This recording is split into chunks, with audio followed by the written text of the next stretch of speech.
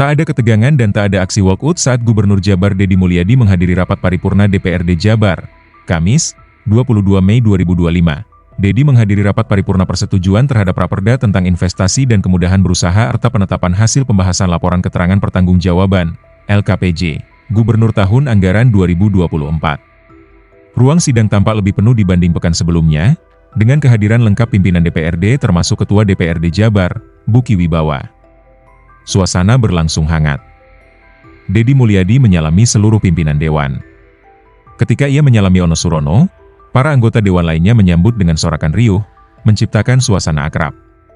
Tidak ada interupsi maupun aksi walkout, seluruh anggota Dewan mengikuti jalannya sidang dari awal hingga akhir.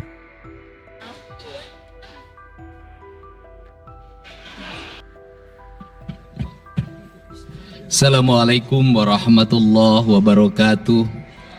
Sampurasun. Rampes. Yang saya hormati Ketua DPRD Provinsi Jawa Barat yang mulia Bapak Buki Wibawa, para wakil ketua Bapak Iwan Suryawan, ini tokoh politisi yang begitu kalem saat ada interupsi. Bapak MK Iswara, ini politisi yang tampan selamanya tapi tidak pernah nakal. Dan tokoh spektakuler kita yang sangat populer di antara politisi DPRD Provinsi Jawa Barat, Bapak Ono Surono. Saya sudah tahu Pak Ono kontrak-kontrak medianya sudah banyak nanti ke depan. Kemudian juga Bapak ini sebentar lagi akan berangkat haji, Bapak Kiai Haji Acep Jamaluddin. Terima kasih.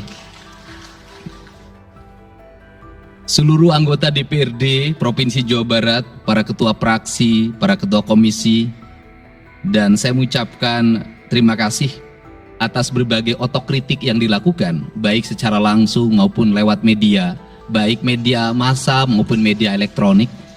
Dan itu menunjukkan bahwa di Provinsi Jawa Barat ada terjadi dinamika politik yang luar biasa. Semua orang memiliki concern pada hal yang menjadi tujuan kita, mewujudkan Jawa Barat istimewa dengan berbagai cara. Tugas DPR adalah bicara, itulah tugas DPR. Jadi kalau tidak bicara, mungkin DPRD dianggap tidak ada. Saya ucapkan terima kasih atas otokritiknya. Sekretaris Daerah Provinsi Jawa Barat, kemudian yang mewakili Pangdam 3 Siliwangi, yang mewakili Kapolda Jabar, yang mewakili Kejaksaan Tinggi Jawa Barat, dan untuk khusus untuk Kejaksaan Tinggi Jawa Barat, saya sampaikan ucapan terima kasih, rasa hormat yang tinggi kepada Kejaksaan Agung Republik Indonesia atas tindakannya melakukan penahanan dan mentersangkakan Direktur Utama PT Sritek dan salah satu mantan pejabat BJB yang sudah resign atas kasus dugaan penyimpangan kredit, yaitu menyampaikan kredit ke Bank Jabar, mudah-mudahan tidak salah, kalau salah dikoreksi, sekitar 600 miliar rupiah tanpa agunan yang memadai. Dan ini langkah taktis, dan pemerintah Provinsi Jawa Barat melalui RUPS-nya sudah melakukan koreksi dan perubahan secara total sehingga peristiwa ini tidak akan mempengaruhi kinerja BJB. Saya ucapkan terima kasih. Dan semoga peristiwa ini tidak terjadi lagi di masa yang akan datang. Kemudian yang hormati para staf ahli, para asisten, para kepala perangkat daerah Provinsi Jawa Barat. Yang pertama, forum ini adalah forum kebahagiaan. Ada yang berbahagia hari ini, yaitu seluruh warga Jawa Barat, di mana kita bisa menyelesaikan dua agenda, yaitu agenda pengesahan Raperda tentang investasi dan agenda tentang pengesahan hasil dari LKPJ. Seluruh rakyat Jawa Barat bergembira karena rencana kita dalam melaksanakan pembangunan akan berjalan dengan cepat. Tetapi barangkali para media sangat kecewa karena hari ini tidak kejutan-kejutan lagi sehingga viewernya mungkin agak menurun hari ini. Tetapi kita harus berkorban demi kepentingan rakyat Jawa Barat. Kita kesampingkan viewer, kita kesampingkan komen, kita utamakan kepentingan rakyat Jawa Barat. Sebenarnya konsep pidatonya sudah ada, tetapi saya mencoba menyatukannya. Yang pertama adalah bahwa kita bicara tadi tentang berbagai rekomendasi. Dan rekomendasi itu juga termasuk di dalamnya disahkannya Raperda tentang investasi yang sebentar lagi menjadi perda. Apa sih yang menjadi rekomendasi? Rekomendasi pertama adalah angka kemiskinan yang masih tinggi di Jawa Barat. Tetapi saya usul pada Pak Ketua, ke depan kalau LKPJ sebaiknya para bupati wali kota diundang di seluruh Jawa Barat. Karena Jawa Barat itu pertanggungjawabannya bukan di OPD Jawa Barat, tetapi seluruh kinerja pembangunan itu ada di Pemkab dan Pemkot serta ada di pemerintah desa. Jawa Barat tidak memiliki rakyat yang terkelola secara langsung karena seluruh pengelolaannya ada di pemerintah kabupaten kota dan pemerintahan desa. Dan saya mohon nanti dipaparkan kemiskinan yang paling tinggi dalam perspektif BPS, dalam perspektif LKPJ dan analisisnya itu di kabupaten mana, bila perlu sampai di desa mana. Kemudian angka investasi tertinggi di kabupaten mana, angka investasi terendah di kabupaten mana, infrastruktur yang berproblem di kabupaten di mana, sehingga semuanya terpetakan dengan baik, sehingga nanti kita bisa mengorkestrasi antara pembangunan Provinsi Jawa Barat, pembangunan kabupaten kota, dan pembangunan desa secara bersama-sama dan berkeadilan.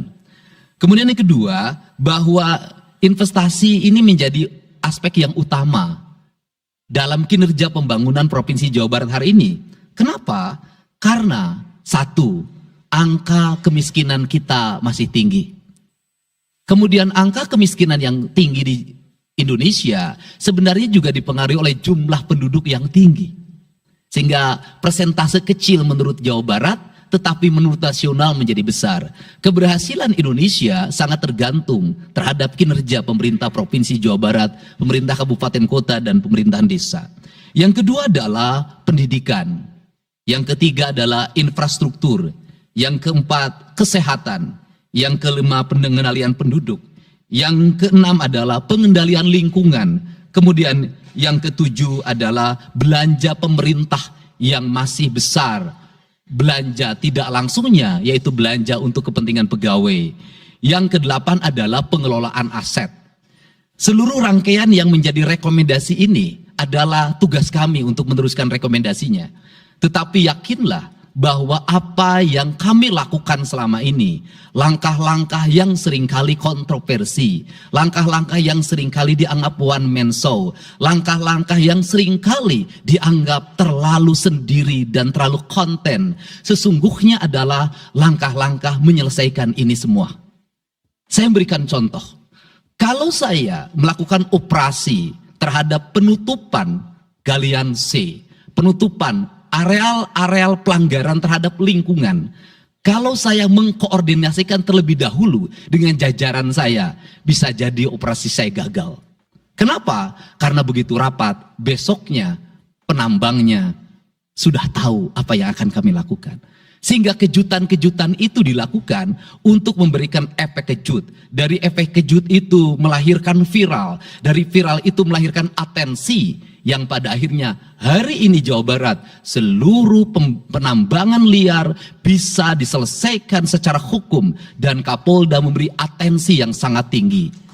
Hari ini Jaksa Agung memberikan perintah kepada Kejaksaan Tinggi untuk melakukan proses pidana bagi siapapun yang melakukan pelanggaran lingkungan dan memberikan kerugian bagi kepentingan masyarakat. Yang kedua, saya sampaikan juga mengenai bagaimana melakukan penanganan terhadap berbagai problem lingkungan yang terjadi. Nilai tukar petani yang menurun, kemudian musibah bencana alam yang tidak berhenti. Perlu kami sampaikan bahwa Gubernur Jawa Barat sudah mengeluarkan peraturan gubernur yang melarang alih fungsi lahan, yaitu larangan alih fungsi hutan, larangan alih fungsi areal perkebunan, larangan alih fungsi sumber-sumber pengairan, larangan air fungsi dari airan sungai, dan larangan alih fungsi pesawahan. Yang itu harus segera ditindaklanjuti oleh kabupaten kota dengan melakukan evaluasi tata ruang secara menyeluruh. Karena inilah jalan yang terbaik apabila kita ingin melakukan perubahan lingkungan di Jawa Barat. Kemudian, masih bicara kemiskinan hubungannya dengan pendidikan. Saya sampaikan bahwa problem kita saat ini, saat pemerintah menggratiskan sekolah sampai SMA, swasta masih bayar, maka gratis itu tidak punya makna. Saya tadi di jalan itu bertemu dengan orangnya menangis di depan saya karena seragamnya tidak bisa terbayar. Saya katakan harga seragam berapa? 1,5 juta. Saya balik, jajan anak ibu berapa? Sehari 20.000. Apa sih yang terjadi? Yang harus diperbaiki bukan hanya pemerintah, tetapi juga masyarakat harus diperbaiki. Apa yang harus diperbaiki? Ke sekolahnya harus selalu gratis, tapi biaya konsumsi anaknya selalu diikuti. Apa artinya gratis? Kalau bekal ke sekolah 50.000 per hari. Negara mengeluarkan biaya, tapi orang tua mengeluarkan biaya. Maka kami sudah mengeluarkan surat edaran. Yang surat edaran itu sesungguhnya sebagai upaya sistematik dan menyeluruh sampai tingkat pendidikan dasar, walaupun itu bukan kewenangan gubernur. Tetapi dari sisi surat edaran gubernur bisa dijadikan landasan bagi para bupati dan wali kota membuat surat edaran yang sama. Apa sesungguhnya yang menjadi alam pikiran saya? Alam pikiran saya, kemiskinan terjadi bukan hanya pada persoalan menurunnya pendapatan, tetapi kemiskinan terjadi yang paling besar adalah karena meningkatnya biaya hidup. Biaya hidup yang tinggi misalnya di sekolah, biaya studi tour, biaya perpisahan, biaya outing kelas, dan berbagai biaya wisudaan, itu adalah biaya yang tinggi dalam pendidikan. Untuk itu apa yang dilakukan oleh orang tua ketika membelanjakan untuk kepentingan itu? Mereka pinjam bank emok, mereka pinjam bank keliling, mereka pinjam bank pinjol, mereka pinjam NBK, dan mereka pinjam bank Pancasila. Menghentikan ini sesungguhnya, saya lagi menghentikan mereka tradisi meminjam uang dalam keadaan terdesak pada para rentenir. Dan ini strategi untuk menurunkan kemiskinan. Kemudian yang berikutnya adalah perhatian ketika rakyat sakit. Maka pemerintah harus cepat hadir menangani. Kenapa? Karena orang bisa jatuh miskin ke dalam jurang yang lebih dalam. Manakala dia sakit tidak ada yang mengobati, BPJS-nya tidak mampu mengcover, biaya untuk ngontrak selama dirawat di Hasan Sadikin tidak punya, biaya untuk makan untuk keseharian tidak ada, sedangkan tulang punggungnya berhenti karena sakit. Ini juga menyebabkan kemiskinan. Kemudian yang berikutnya, kemiskinan terjadi karena rusaknya sumber daya alam, air yang hilang, sumber penghidupan yang hilang, sumber energi yang hilang, sumber protein yang hilang, sumber kalori yang hilang di lingkungan berupa kerusakan lingkungan, itu akan melahirkan kemiskinan. Maka alam yang tertata sesungguhnya adalah bagian dari upaya untuk menjaga kemiskinan.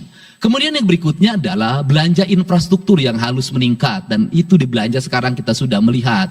Itu adalah bagian dari menyelesaikan problem kemiskinan. Konektivitas infrastruktur sangat penting dalam menumbuhkan ekonomi, tetapi di balik itu kebudayaan rakyat tidak boleh diberubah. Kenapa? Infrastruktur baik bisa jadi tanahnya dijual karena mahal, pada akhirnya menjadi miskin kembali. Infrastruktur harus seiring dan sejalan dengan kerangka berpikir publik yang mengerti akan hak atas tanah.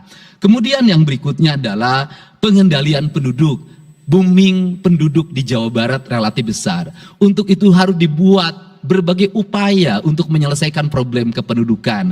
Saya berkali-kali bercerita bagaimana di Majalengka saya bertemu dengan sebuah keluarga yang tinggal di kontrakan, yang ayah dan ibunya tidur ketika jam 11 siang dan anak-anaknya berjualan di alun-alun. Jumlah anaknya 11, dan ketika saya berkunjung ke tempat kontrakannya sudah hamil lagi yang ke-12. Ini problem. Dan itu saya kemudian di Cirebon, saya berkunjung pada sebuah rumah yang listriknya baru dinyalakan lewat program Provinsi Jawa Barat. Rumahnya itu ternyata anaknya sudah 4. Padahal dia baru saja menyelesaikan rumah dari pinjaman senilai 25 juta. Dan itu pun belum selesai dan rumahnya 1 kamar. Ketika keluar dari rumah itu saya bertemu dengan seorang bapak yang meminta kepada saya untuk ber-KB. Anaknya sudah 7. Dia tak mau lagi untuk anak yang ke-8. Saya katakan bahwa jumlah anak sangat identik dengan problem kemiskinan. Betul, kemiskinan tidak akan bisa diselesaikan dengan dengan hanya mengatur kelahiran, tetapi setidaknya pengaturan kelahiran adalah bagian dari untuk menekan angka kemiskinan. Dan yang terakhir adalah dari seluruh rangkaian ini adalah belanja pemerintah harus menjadi stimulus bagi kepentingan masyarakat. Maka jumlah-jumlah proyek harus terus segera digulirkan, digelontorkan menjadi kegiatan publik sehingga banyak orang yang kuli, banyak orang yang nyapu, banyak toko-toko yang buka, semen terjual, besi terbeli, dan kemudian regulasi ekonomi berjalan. Warung-warung bisa menjadi tempat para kuli siang hari makan siang. Dan ini adalah bagian dari strategi stimulus ekonomi yang digulirkan oleh pemerintah, itu memiliki sumbangsi terhadap 12% pertumbuhan. Dan yang terakhir adalah investasi. Investasi itu modalnya ada 3. Yang pertama adalah konektivitas infrastruktur, ketersediaan jaringan air bersih. Kita jujur hari ini saya sampaikan ke DPRD, banyak perusahaan-perusahaan yang masih menggunakan air bawah tanah tapi tidak berizin. Bayar pajak tidak, jalan terus. Karena kalau dihentikan mereka pabriknya berhenti. Setelah itu apa? Mereka menjadi objek pemerasan beberapa pihak dalam setiap bulan karena dianggap melanggar perda. Tetapi kalau juga mereka dihentikan, maka pabrik itu berhenti. Dilema itu harus segera diselesaikan. Caranya bagaimana? Caranya adalah pemerintah provinsi melalui Bapeda hari ini harus segera merancang daerah-daerah yang menjadi kawasan industri harus dibangun fasilitas infrastruktur jaringan air bersih dalam bentuk investasi pemerintah sehingga nanti dikoneksikan dengan PAM-PAM atau PDAM di setiap kabupaten kota secara terkoneksi. Dan ini jalan bagi kita menyelamatkan lingkungan dan mendorong pertumbuhan PDAM di setiap kabupaten kota. Karena apa? Karena angka pembayaran yang dilakukan oleh industri jauh lebih baik dibanding angka rumah tangga dan angka-angka layanan sosial lainnya. Itu yang pertama. Yang kedua adalah tumbuhnya iklim investasi di mana masyarakat merasa nyaman, investor merasa nyaman ketika perizinannya cepat. Saya memberitahukan ya bahwa di Indramayu ada pabrik sepatu yang selama 2 tahun tidak mau buka hanya karena perizinan lingkungan hidupnya belum kelar. Saya ngambil langkah pasang badan, lakukan pembangunan karena itu menyerap 8.000 tenaga kerja. Kemudian di Cirebon juga seperti itu, banyak perizinan yang menggantung bertahun-tahun. Hari ini saya janjikan dalam 1 bulan ini seluruh perizinan di Jawa Barat tuntas dan selesai. Dan saya meminta kepala BPM TSP menjadi VR pemerintah Provinsi Jawa Barat untuk senantiasa tiap hari melihat data dan dokumen di setiap kabupaten kota, mana yang terlambat, mana yang mengalami hambatan. Kemudian yang berikutnya adalah kenyamanan dalam berusaha. Kenyamanan dalam berusaha adalah keterangan para investor dan lingkungan masyarakat terhadap berbagai aksi gangguan dari orang yang mengatasnamakan diri preman. Untuk itu hari ini kita cukup bersyukur di Jawa Barat, peristiwa ini sudah hampir tidak ada. Kapolda kalau dengar ada preman hari ini turun, termasuk ke Garut, dengar ada preman Kapolda turun. Ini semua stakeholder sudah bergerak dengan baik, layanan investasi sudah berjalan dengan baik. Tinggal satu lagi hambatan investasi adalah masyarakat menaikkan harga tanahnya luar biasa. Kasus BYD, kenapa mengalami hambatan sekitar 20 hektar masih belum terbebaskan? Karena rakyatnya hari ini meminta 3 juta rupiah per meter. Padahal di situ dulu 150.000, itu pun jarang yang beli. Ini problem kita. Apa peran gubernur saya sampaikan? Peran gubernur bukan hanya mendorong bagaimana investasi berjalan melalui mekanisme administratif. Saya sampai turun untuk mijitin orang yang jual agar mau jual. Dan sudah ada beberapa yang berhasil saya rayu, saya dekati dengan harga itu pun tidak terlalu rendah, harganya 1,1 juta. Itu sudah paling murah. Ini yang terjadi di Jawa Barat hari ini. Tidak mudah mengelola sebuah wilayah yang begitu luas, tidak mudah mengelola sebuah daerah yang kabupaten kotanya sudah otonom. Diperlukan pendekatan-pendekatan seorang ayah pada anak-anaknya. Sehingga hari ini saya di Provinsi Jawa Barat, saya tidak memposisikan gubernur. Saya kadang memposisikan menjadi ketua RT, saya kadang memposisikan menjadi ketua RW, saya kadang memposisikan menjadi kepala desa. Kenapa? Karena warga ini perlu disentuh dengan pendekatan pendekatan emosional yang kebapaan, bukan pendekatan struktural. Untuk itu saya yakin bahwa forum ini adalah forum kebahagiaan bagi kita semua. Kita sudah bisa menyelesaikan 2 agenda besar. Semoga ini menjadi kado terindah bagi masyarakat Jawa Barat. Insya Allah kami akan menjalankan pemerintahan dengan baik. apa yang kami susun, apa yang kami rancang, dan apa yang kami kerjakan adalah semuanya kami dedikasikan untuk kepentingan masyarakat Jawa Barat. Yang terakhir kami sampaikan juga bahwa kami kemarin sudah melapas 273 anak-anak yang mengikuti pendidikan di Dodik Rindam 3 Siliwangi. Hasilnya bisa dilihat secara terbuka di berbagai tayangan. Air mata tidak akan bisa membohongi kejujuran rakyat dan anak-anak itu. Dan saya sampaikan, hari ini ada 13 orang anak yang tinggal di rumah dinas gubernur. Pada saat yang lain orang tuanya datang menjemputnya, dia menangis. Tak ada satupun orang tuanya yang datang. Seorang menjadi anak yang terbuang. Dan akhirnya saya memutuskan mereka untuk sekolah di Bandung dan tinggal bersama Gubernur Jawa Barat. Ini cara kita menyelesaikan. Saya ucapkan terima kasih pada semuanya, semoga kebahagiaan menyertai kita semua. Dan saya yakin setelah kegiatan ini kita akan walkout secara bersama-sama. Wallahu muwaffiq ila aqwamit thoriq. Assalamualaikum warahmatullahi wabarakatuh. Sampurasun. Sekali merdeka tetap walkout secara bersama-sama.